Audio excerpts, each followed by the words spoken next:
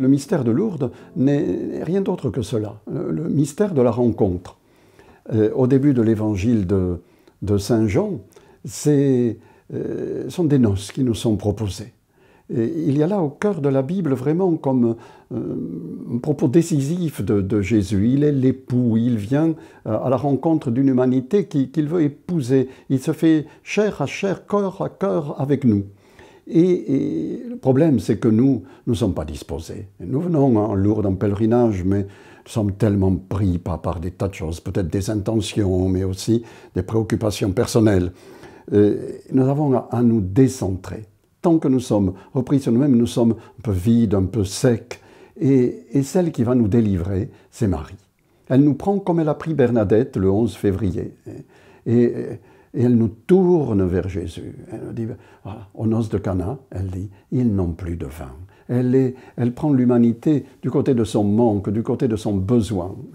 Et c'est elle qui transforme ce besoin en prière.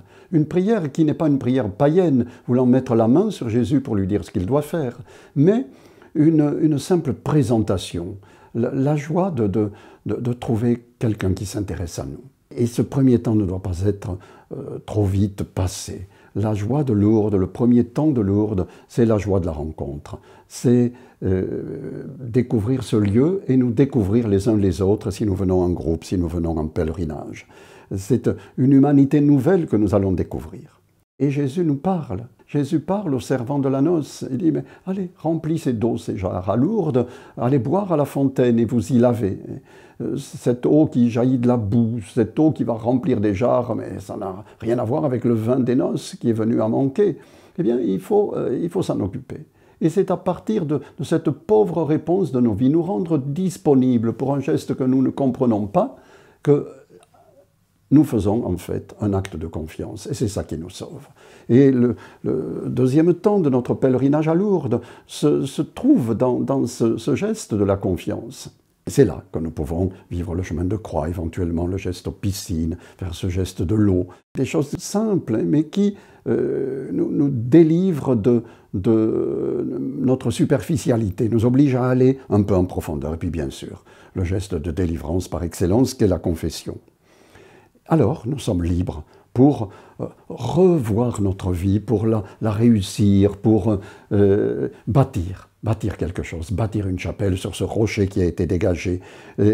Allez, portez-en maintenant au maître du banquet.